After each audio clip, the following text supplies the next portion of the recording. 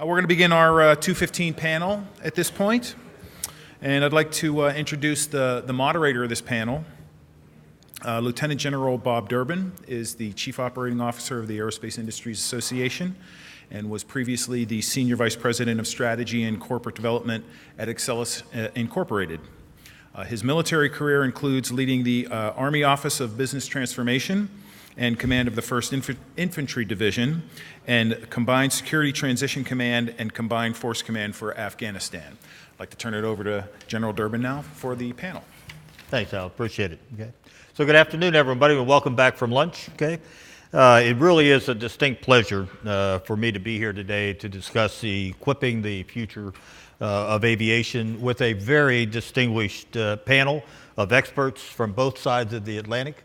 But before I introduce the panel, I'd just like to make a couple comments. And I'd like to start by providing some background about aerospace industry associations and how we're working with our aviation community partners to improve aviation safety and efficiency and to spur the technologies that promise the revolution of future flight. Now, AIA works with a current membership of 341 companies, U.S. companies that operate in all 50 states, aviation being fundamental to what we do, which is very fitting of an organization that was founded in 1919 by aviation pioneers Orville Wright and Glenn Curtiss. And our industry, of course, is also involved in all matters of defense, the emerging field of unmanned aircraft systems, as well as space and satellite systems, which leads to a lot of innovation and transferability of technology. Now, within our Civil Aviation Division, we have two strategic goals for 2017. First, we work with the FAA and leaders like Michael Huerta, who you heard at lunch, other regulatory authorities, standards developing organizations, and the U.S. Congress in order to accelerate and streamline the product approval process. And second, we advocate for policies and funding that enable the achievement of NextGen performance objectives and the safe integration of unmanned aircraft systems and other entrants into the national airspace systems. Today's panel will help turn the spotlight on the activities of those standards developing organizations and how they're collaborating with industry on newly emerging technologies. With the rapid advent of UAS into our domestic airspaces, the need for interoperability has gone from important to critical. Thus, the demand for quick development of standards to accommodate manufacturers in developing the new boxes, the equipment, and installing these new equipment on aircraft and space-based systems. Now, we recognize the demands of the rulemaking process, which can be quite complex and time-consuming, potentially leaving many of our regulators overwhelmed. But that's where industry and the standards developing organizations can truly help by moving the process forward in a fashion that will allow regulators to develop robust standards more rapidly. This will help expedite our ongoing transition to a more technologically advanced state that's in alignment with the business development strategies and the investments that manufacturers are going to make. And we need to bring all the key stakeholders and experts to the table to advance this collaboration. Now, a good example of what I'm talking about is the FAA's recent rewrite of Part 23 regulations for general aviation, where the agency plans to use industry-developed standards. And as time goes on, the role of the standards developing organizations will continue to grow in importance. Accordingly, there is a greater need for more coordination and collaboration. And this is true of not only U.S. domestic context, but more importantly, internationally. So with this thought in mind, I'd like to make a broader point about the willing collaboration that is happening in the aviation community. Clearly, neither law or policy require this community to come together in a standard-setting process. No one is going to lose their job if we don't do this. What we have is a coalition of the willing, and that is all for the good.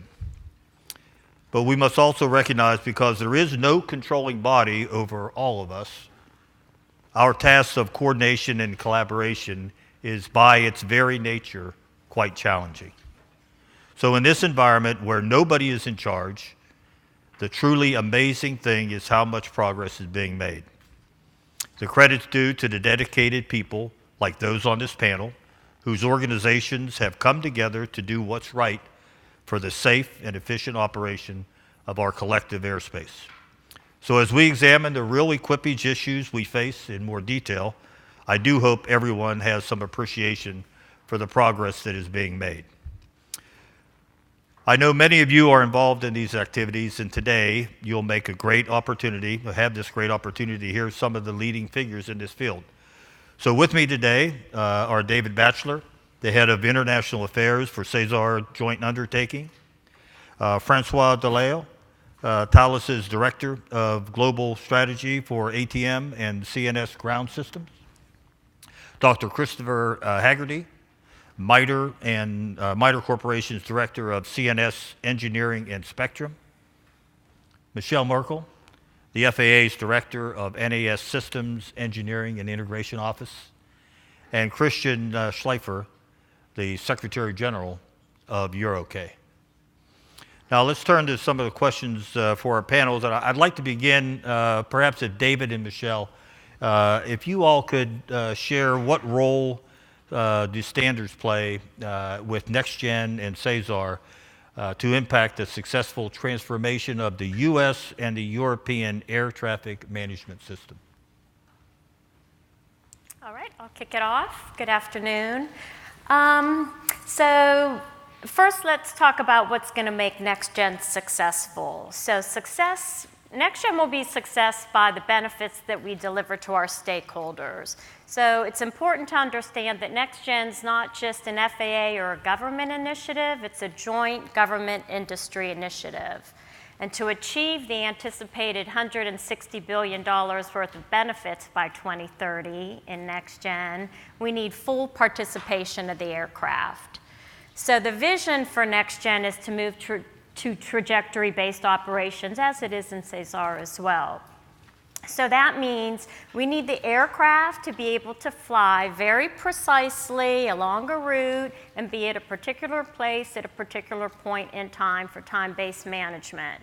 So that is dozens of standards that I'm talking about right there. That's the aircraft being able to fly precisely with a particular lateral and vertical navigation capability. It's the ability to exchange information between the ground automation and the aircraft, the ability to exchange trajectories between the ground and the aircraft.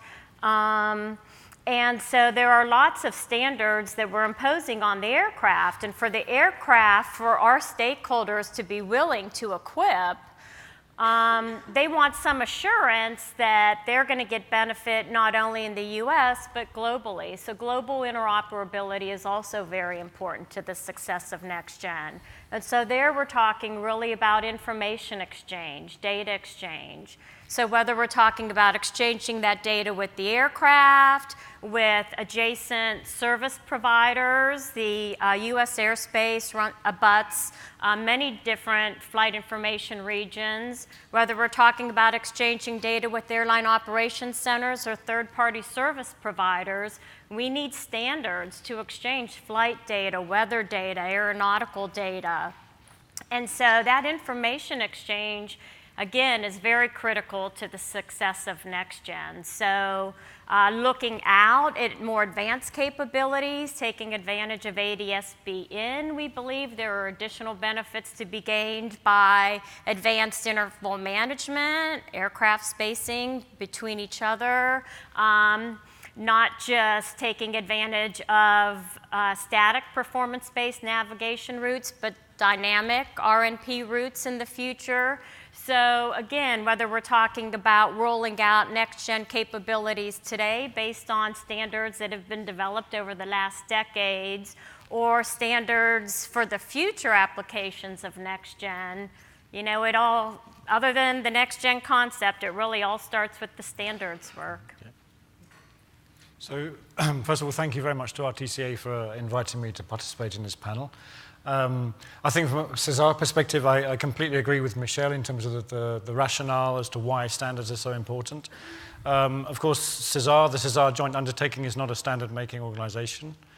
We are part of a broad ATM modernization program in Europe, which starts, we always look at things from the full life cycle perspective. So you start with definition or planning. So in Europe, we have the European ATM Master Plan, which sets out the roadmap not only for research and development activities, but also for deployment. The CESAR joint undertaking is a public-private partnership, which is in charge of the research and development activities within the CESAR program.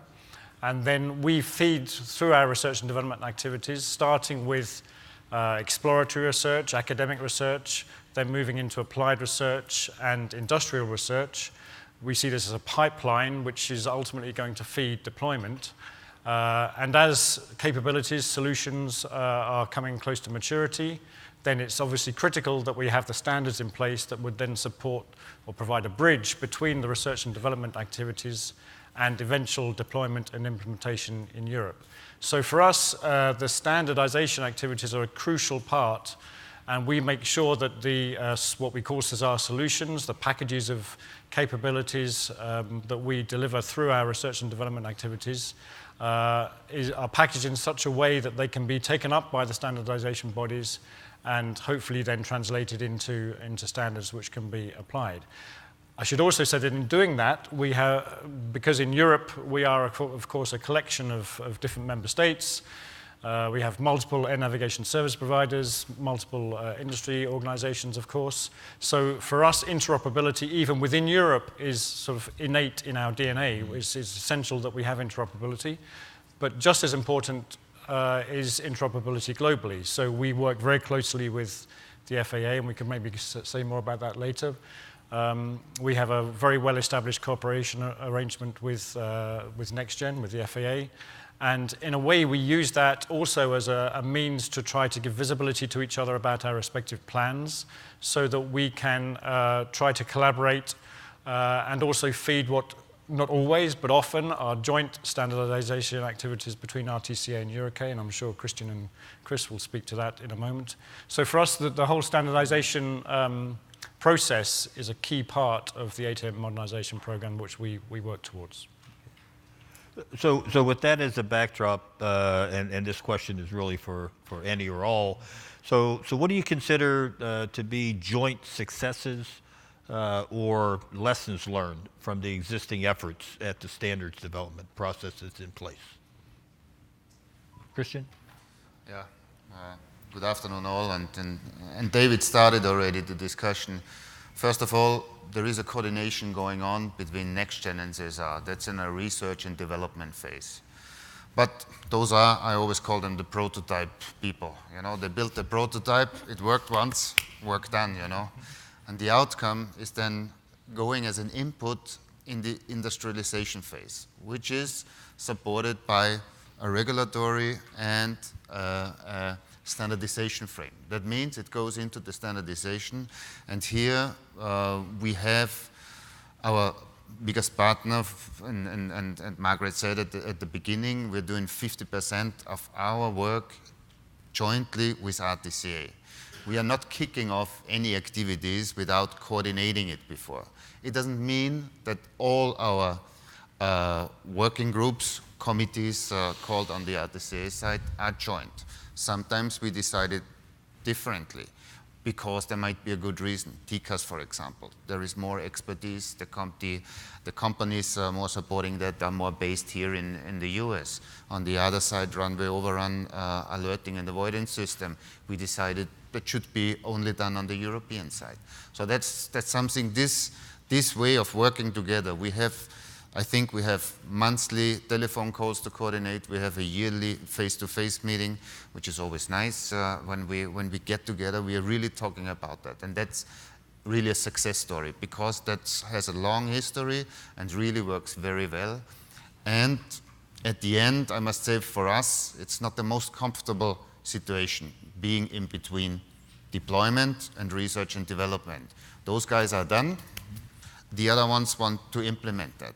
And you need to have the package ready. You need to have the package, the regulatory frame, and the standards ready so that the industry can then implement.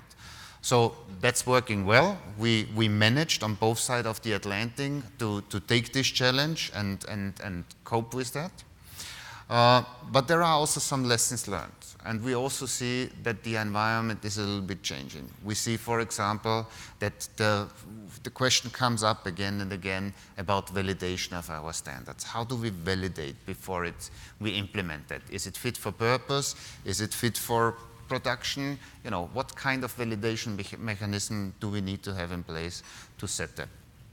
Well, that's something we have to work, and I want to come later on a little bit more on the changing environment what we are having, because the landscape is changing, and you mentioned those already, cybersecurity, unmanned aircraft system. So the landscape is not the same as we had in the aviation industry since the beginning.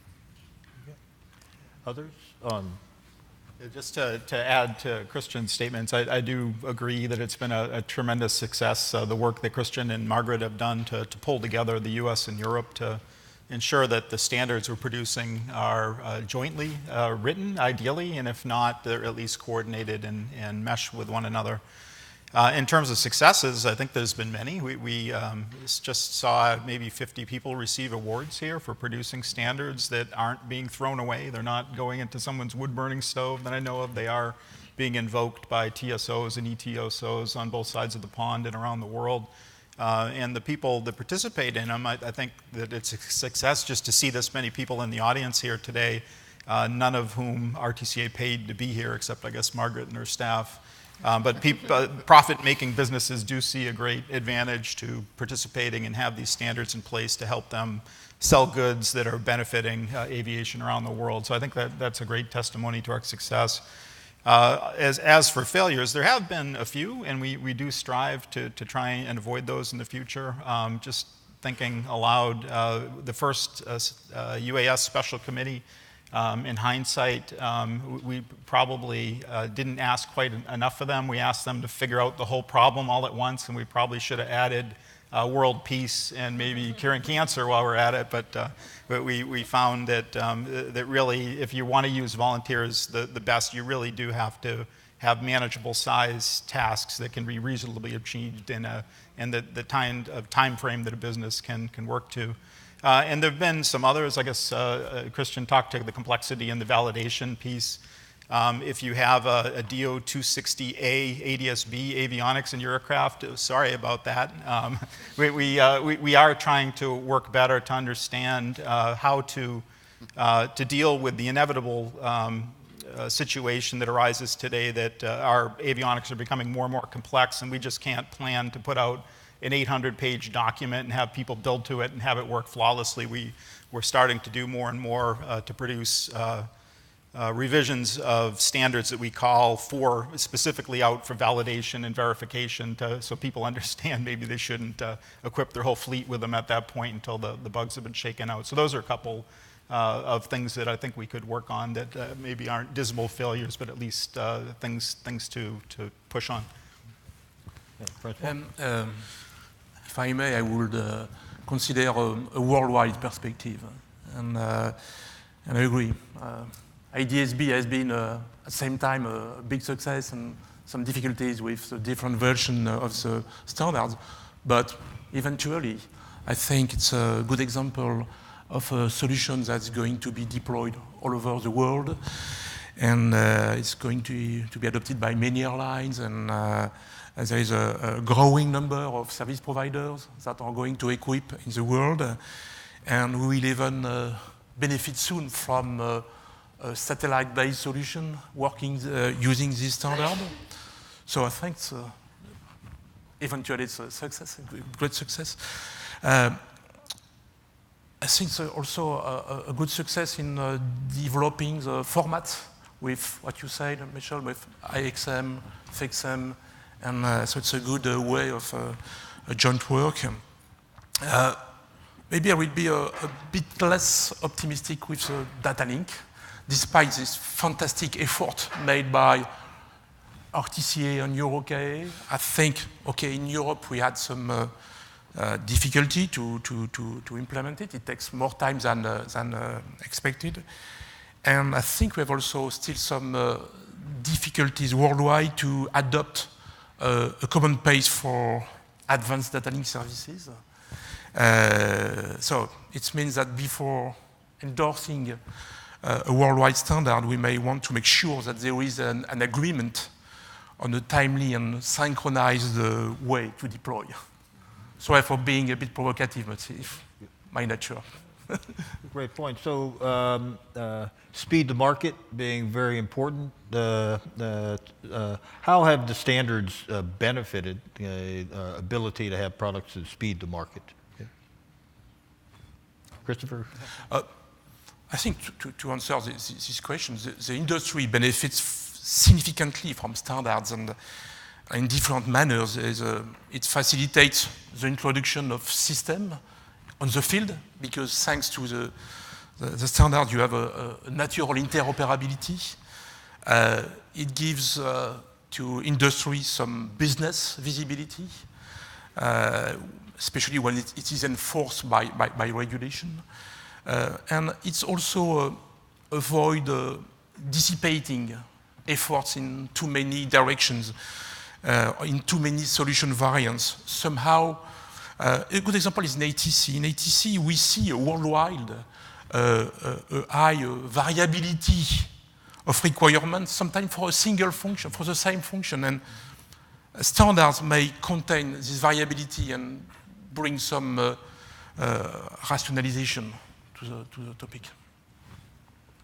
Just, I guess, to add to how it speeds things to the market to have the standards in place, what's nice is to have the regulators working with the manufacturers in a public forum to have all the skids greased before things go into the certification process. In the US, the Aircraft Certification Office has done a wonderful job of making sure that the second the standard hits the street, that almost weeks later you end up with the TSO out there, really making it quick and easy for folks to not only have something built to the standard, but to have the regulator have it certified quickly thereafter. Just if I could add, I started talking about NextGen benefits and the NextGen concept, and so we do have to synchronize our investments with what we're doing in the ground automation with what is happening on the aircraft. And although NextGen, the concept has always been for 2025, people lose sight of that and say, what are we getting today? And so it's frustrating, I think, when we have some of these advanced concepts that we know there are great benefits associated with them, but to hear, well, you're not going to get that for 10 years because we've got to develop the standards and get it on the aircraft. So I think that's very frustrating. So anything that we can do to expedite the development and implementation of these standards, including having the regulator participate with the standards bodies, or moving more to commercially developed standards, or whatever innovative ways we can get out there quicker, I think just brings the benefits to the table sooner. So maybe if I could just go back to the lessons learned question, because I think that links a little bit to this, because as you said, Chris, there have been, there's plenty of successes. I think generally speaking, the system works well in terms of collaboration between EUROCAE and RTCA. Equally, the lessons learned, as would you expect, tend to be derived from situations where there hasn't been so much success. And there have been cases in the past where, across the Atlantic, there have been differences of priority, differences of perspective. Christian, you mentioned TCAS. My understanding, I'm not the expert on this, but my understanding is that around 10 years ago, there was basically an agreement between the EU and the US to work together on a TCAS standard. It was being done through an RTCA group. And then at some point, the US decided it wanted to go in a slightly different direction and move towards ACAS X. And that caused a kind of hiccup in the relationship, differences of priorities. There's also data link or data communication was another example where Europe had at program level a certain priority and timeline foreseen for the introduction of the next ATM baseline 2 standard. And on the US side, there were differences of view and some new ideas coming in that needed to be taken into account, and that led to a question about the potential timeline for delivery of a standard. So those are things which did get worked out, are being worked out. But I think the lesson learned from that is the need, more or less at program level, to try to make sure between Europe and the US we have very good communication and as much transparency and visibility towards each other to try to mitigate those risks which arise from time to time. And those risks can't be avoided all the time because by definition we have our own priorities for our own systems, so they aren't always going to be fully harmonized. But the challenge is to try to mitigate that by making sure we have upstream as much kind of coordination of planning as possible. And indeed, I mean, what we're working on now together with FAA through our memorandum of cooperation are joint strategies in a variety of domains. One of them is data communications, to try and set out a short, medium, long-term vision of how we want to move forward in data communications. The same is true on SWIM. We're starting to discuss also possibly a navigation strategy. So this is one approach we've adopted to try to mitigate those risks. A great point, and kind of building on that, but asking for some more specifics. How can the standards be improved that aid the industry in developing and fielding technologically innovative products? I think it's a tricky question. We can be proud of what we have achieved together,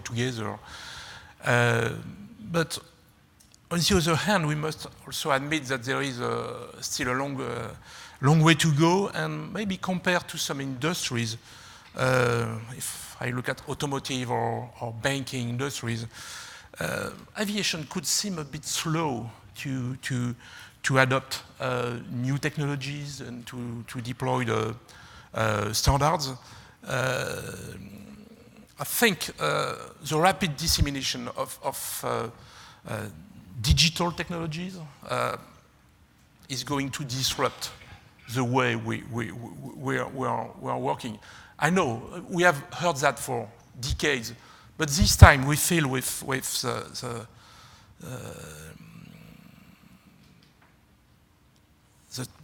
digitalization, we have to figure out how to speed up the time we use to develop standards, to validate. I know it's a big issue. And also, we have to be clear, the life cycle of the solutions that are deployed are going to be being reduced, and we'll have to move more quickly than before. So, of course, we have to try to be not too much prescriptive, and to base the standard on performance, rather than giving details on how to implement them. Good for anything to add? I would just point out, I guess we certainly all like speed, but of course safety is paramount in our industry, and what we're wrestling with is the difficulty in achieving speed as things get more complicated as well. Not only a typical MOPS 30 years ago, it might have been 40 pages long, maybe hand typed, took a little longer to produce, but it was not all that complicated. And the box 30 years ago didn't touch anything else. It was just sitting there doing one function. More and more, the box, everything that we're trying to put on the aircraft is touching almost everything else in the aircraft, and the standards that we're producing, just because of the complexity of all the things we're asking it to do, are now sometimes thousands of pages long in multiple volumes.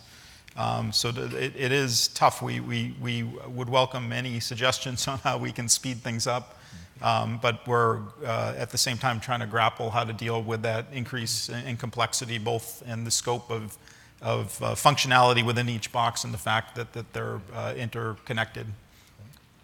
And I would just add, as much a focus as safety performance has been, now it's security is really taking on a new role, I think, in all our standards development as well. So that's another consideration that's not going to speed things up, but could slow things down. Okay. I think also one of the ways of trying to promote innovation is to try to move or evolve away from the standardization of products and equipment towards an approach much more based on standardization of services. It's in the line with the performance-based approach which Francois mentioned. Although there, I would throw in the question, what do we mean by performance-based? Because I think when people talk about performance-based standards, performance-based regulation, very often people are not being very clear about what they mean by that there's ambiguity between performance of the specific technology or solution and performance of the system as a whole. I think there's a degree of ambiguity there.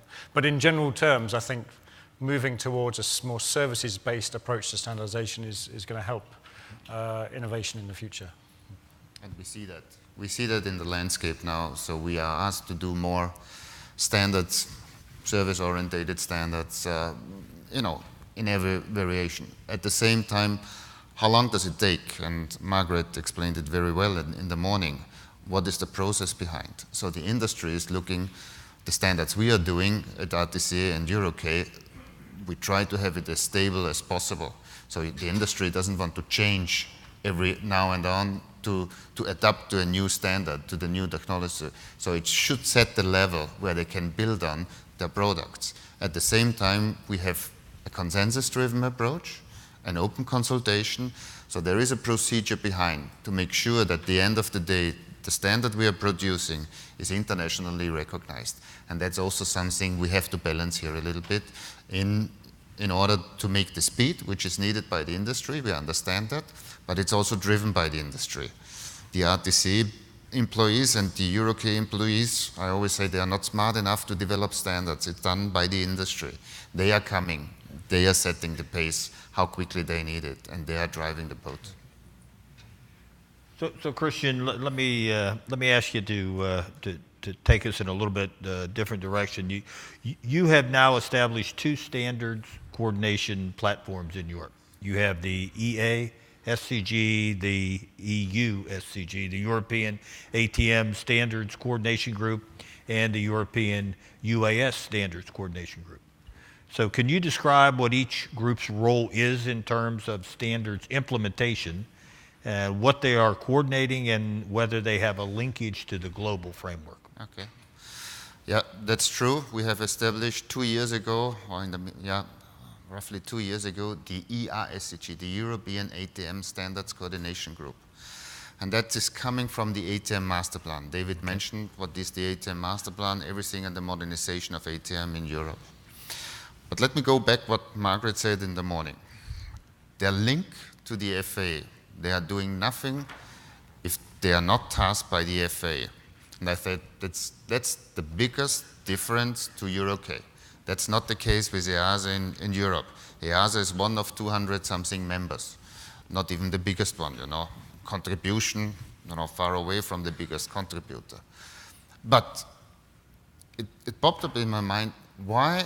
So they have a clear tasking by the FAA. We have a tasking more or less by the industry. But 50% of our work is joint. So the result is not so different. But we have to make sure, and the power the standards really get is the link to the regulatory frame. So if the regulator makes reference to a standard, then you have this package, this implementation package. I mentioned that already a couple of times.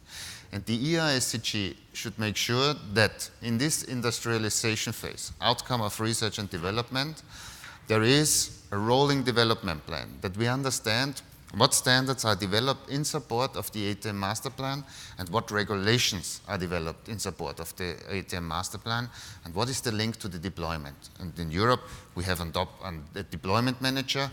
So at the end, he wants to have the perfect product from the standards and the regulators to implement that. And that's the reason we have established the ERSCG. We are bringing here together all involved standard developing organizations and all involved regulators. The regulators are EASA and the European Commission. Standards developing organization is ETSI, CENILEC, EUROCAE, all those, and then we have some observers to make sure that we understand the industry perspective and the end user perspective. This was quite successful because the real link now is between the regulator and the standards body, and you have one roadmap, one rolling development plan which gives you the full overview, and at the same time we can advise the European Commission, the regulator, and the EASA on standardization issues. And the second, we also have the possibility here to identify gaps and overlaps. Industry, and I showed to Thales here, they are very keen on that, make sure that you use our expertise, our time efficiently and effectively. So we don't want to have overlaps. And that's making sure, when we kick off an item, we present it to the ERSCG. If another organization has something equal or something in this range, we have bilateral agreements, we discuss that. We're making sure there is only one organization taking place, or we join for one of these activities. Just recently, only 3 weeks ago, we did exactly the same for the unmanned aircraft system. Part of it comes from the ATM master plan, but that's not the full story. On unmanned aircraft system, we are talking about use base, we are talking about licensing, we are talking about certification, we are talking about all kind of others, which goes more than only the implementation in the ATM structure. And that's kicked off very well. We have even more participation because the role has changed. In US, you can see it. There is a difference. You see that the players here are differently as the conventional players in aviation. So we see all kinds of standardization organizations which make standards, which have different processes. Here in unmanned aircraft system, you see there are different products which needs maybe different standards, and maybe this standard organization with this process behind is not the best one to support that. And that's exactly what the EU SJU is also addressing here. But the product will be the same. There's one rolling development plan at the end of the day where we see what's in Europe, what's happening in Europe, and to implement that. And you asked me for the link, the European link. This outcome, we have a link, first of all, with RTCA. This is the closest link we have as EUROCAE here, but also there is this standard roundtable at ICAO, where all the standard developing organizations meet, so we can bring this product as a whole to this table and say, okay, that's what's done in Europe here, and make sure we can understand here what's done globally and implement it. For all the panelists, for the ones who want to jump in on this one, so how do we best leverage the relationship between the regulatory agencies and the standards bodies so we can ensure success in the future? Okay. So who wants to grab that one? I can start anyways. It is, I guess, vital to our success that we do have coordination at multiple different layers, as have been discussed here. It's important for the people doing the acquisition and the R&D to coordinate between the CESAR program and the NextGen program. It's also extremely important to have the ongoing dialogue that takes place between the certification authority and the FAA and EASA, and then finally for the standards groups to communicate. And if we have failure at any of those three levels, things tend to break apart. If you're not going to have the same ground infrastructure in different parts of the world, it's hard to have harmonized standards. And if the regulatory bodies want different documents and to determine what's safe, then things get screwed up as well. So the FAA has been working those two layers for both the R&D acquisition and regulatory side, and we do very much appreciate that, and that needs to take place and be successful for us to be successful. And Chris, I just think you said it earlier as well, having the regulator involved in the development really from day one. I mean, at the Program Management Committee at the RTCA, which oversees I think Margaret said there's 23 special committees. You know, the designated federal official is from the regulatory organization at the FAA. So I think that helps ensure that you have a successful outcome at the end of the day. Yeah, as I said already, we have this coordination on these platforms we established, but also in the governing structure. EASA is represented, the European Commission. We have a contract with the European Commission. So that's on all levels, and we really, as you said, at the beginning, we make sure that at the beginning there is already a coordination, that we also make sure that we have complementary standards for the regulatory frame. And we see also that this is changing, because EASA and also on the ICAO level there is a clear target to go more, and now I use this word, performance-based regulation frame. So the regulatory frame becomes a little bit smaller, performance-based, but this is calling the standard developing organization even more to develop how to comply with a performance-based regulation. And that's where we see the big change nowadays in having more activities, even more detailed activities to support that. If I may, I think it will be also a matter of anticipation. Anticipate how the new technologies will change the things. Let me give you some example.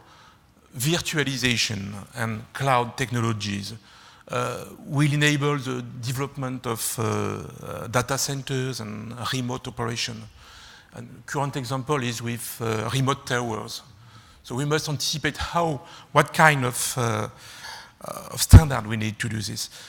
Same thing with connectivity and Internet of Things. It will allow deeper exchange between a flying vehicle system, and so what kind of standard we will need for this. And we can also speak about database services, big data analytics, artificial intelligence, machine learning. So, I mean, we see the technology coming so quick that it's important for all stakeholders to have in mind how we should handle this coming. And maybe, again, I think we might have to change a bit the way we have been doing standard for a very long time.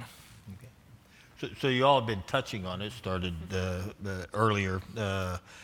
Has technology reached a point where global standards can be applied across the platforms of products? The family of technologies being certified by a single standard? That already exists to some extent, of course. Probably the most widely invoked standard for both EUROCAE and RTCA is probably our software guidelines on how you develop software. So there's some standards like that touch everything, basically how you write software, how you develop hardware to make sure it's safe. In terms of other standards to apply to general technologies, I'm not sure I understand the question, but it almost sounds like it's kind of like the Part 23 rewrite. Is there some general guidance you can do to say make the box safe and put it in 2 lines and have a usable standard? Product-enabled services, performance-based, are we to that point? Yeah, we haven't figured out a way to do that yet. In fact, we haven't had much dialogue about ways to do that, aside from, I guess, keeping apprised of what's going on with the Part 23 development. But we're certainly open for suggestions, but I haven't seen much activity in that along those lines. Others' opinion? You brought one example. Software is one. Software qualification, environmental qualification, complex avionics equipment. And there is another one in the pipeline which looks like to become one of those, cybersecurity, which goes overall our products. And I think unmanned aircraft system might be something where we have seen that's the first time we have a different kind of working group, because we have seen we need a matrix organization in this working group, because it's operation-centric and risk-based.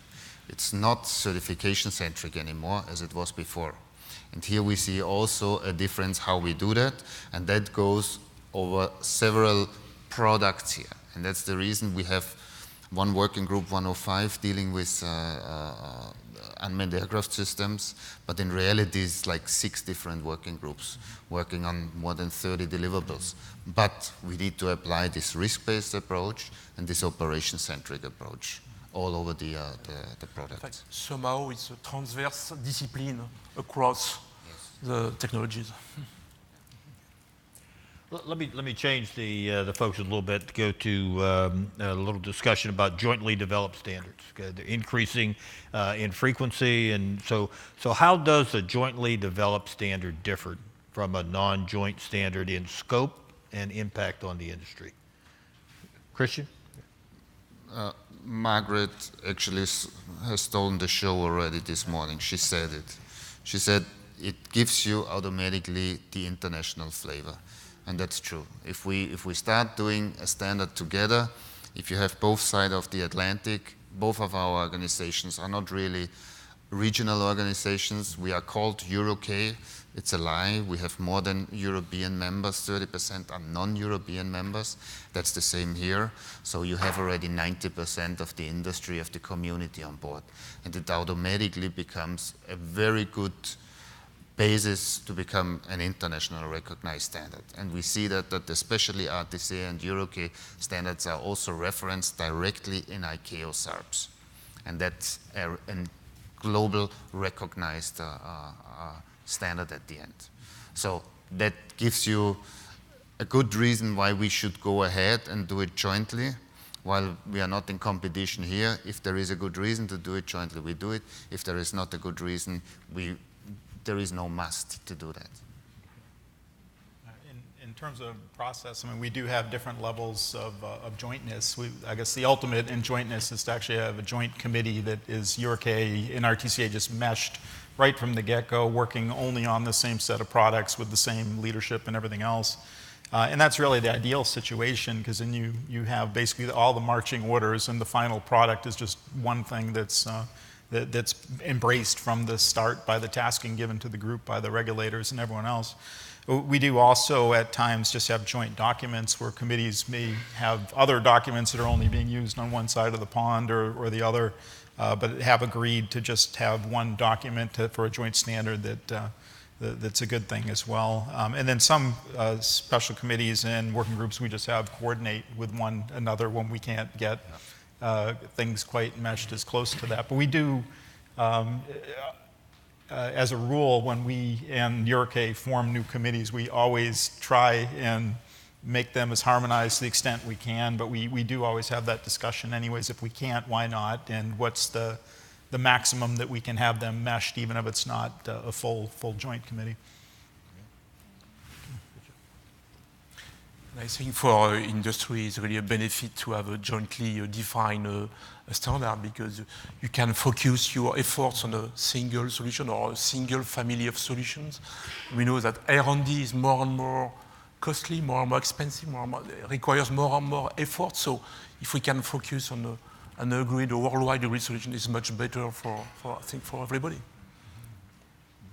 It's not always easy, because it needs to not only have an agreement on a joint product, but sometimes what's harder is an agreement on a joint schedule. For instance, right now the next generation of navigation avionics will be for GPS, Galileo, and other constellations, and Europe would like to have that standard done sooner than some manufacturers in the US would. So we're hoping to make that a joint document, but we do have to come up with an agreement on a schedule difference of 1 year between the two sides to pull that off, and we hope we'll get there very soon. We also have to mention, that's the basis for global harmonization and interoperability. We don't want to end up with an Airbus or a Boeing with a switch between Asia, Europe, and America, and that's really, really key. So we take the effort at the beginning to make sure there is the common ground between the two organizations. If we find it, we go ahead with a joint activity. And you're right, it's not always fully joint. There are some steps in between, but very often I think the majority is a fully joint activity. Let me get close to wrapping up so we have a little bit of time for some questions from the audience. But the ICAO Standards Roundtable is facilitating the coordination amongst global landscape in order to advance the implementation of the new technology. So to what extent have you been involved in that effort, and what are some of the ways that we can make it more effective? So CESAR has been involved, as has EUROCAE, and of course the FAA. So I think most of the people on the panel have been involved to one extent or another in the ICAO Standards Roundtable. How to make it more effective? I think that's a big question. It's, I think, I haven't been involved personally for very long in the ICAO level, but in the Standards Roundtable. But from what I hear, it's always been a challenge. I think one of the challenges is to try to make what the ICAO Standards Roundtable is discussing and producing more tangible than it is, to make it more concrete. I think it's at too high a level to be really useful. That's my impression. I don't know if you share that view. I know the FAA has been pushing to try to get ICAO to accept the standards written by the standards body. So instead of, RTCA developing MASPs and MOPs and technical manuals, and then ICAO developing the SARPs and technical manuals, to really rely on the other standards bodies and working groups to do that technical work and come up with the standards and accept them at that level. So, to lead to some efficiencies there. I think we have good examples for that. We are using it today already, or ICAO is using today already, or makes reference to standards from standard developing organizations like RTCA, SAE, and EUROCAE and ISO. Not too many, and they want to do it more. As I said, they want to move more performance-based SARPs supported by more standards. They have, you mentioned, they also produce documents. Documents are not produced in a way like SARPs. They are not going through a panel. They are not going through open consultation, which our standards do. And you see, there is even more thorough process behind that. Nevertheless, there are some differences between the ICAO level and our standards. First of all, ICAO level is 6 languages. We have 1, we had 2 before, we even don't do it in French anymore, so we only do it in English. So there is a problem. Margaret also mentioned it. One of our income is to sell our products. This is something ICAO is looking into. How do states, they need to implement later on, get access to this documentation? So all those kind of things we discussed between RTCA and EUROCAE, and we came with a proposal to ICAO, and at the moment a new memorandum of cooperation was developed by the 2 organizations, and SAE joined us at the end. So the SDOs know what they want, they know how to do it, and the proposal is at ICAO now to get it approved. And then ICAO 2 general assemblies already, they had made resolutions to make more use and better use of standard developing organizations' product. So they have to move on. We have to push them. And that's what we do next week, yeah. Okay, one last question for each of you, not an inquisition, but one last question. So we can all agree that failure to achieve harmonization and interoperability runs the high risk of burdening airspace users with the need of carrying different types of capabilities, okay? So you have your magic wand, one thing, okay, that you would be focused on as a way that standards organizations can work to achieve harmonization. And we'll start with Christopher. So I guess one thing that I'm not sure it's worth a magic wand, but I'd certainly press on would be the relationship between aircraft certification and the FAA and the EASA. It's imperative really that they have a common view of what's needed in a standard to ensure safety, and that's one that seems to be a little tenuous at the moment. It'd be nice to see them both completely in sync on. All right. Michelle? Well, I'll steal what David had mentioned earlier, which is, I think the use of the strategic plans like we're doing between CESAR and NextGen right now on comm, nav, and surveillance are certainly a way to ensure that we continue to be aligned moving forward in the future. Christian? Yeah, just what Chris said. He said aircraft certification. Yes, that's aligned. It's not totally aligned. It could be better, but that's only one discipline of aviation. There are more.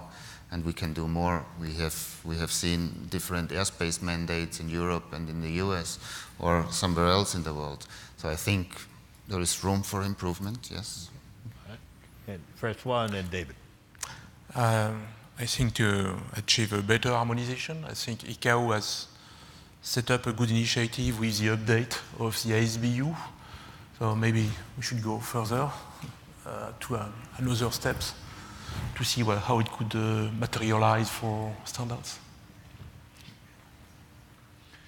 So for me, ultimately it's all about collaboration, which is actually what the administrator said in his address over lunchtime. Collaboration is absolutely essential on both sides of the Atlantic, within the CESAR program, within the NextGen program, but also internationally.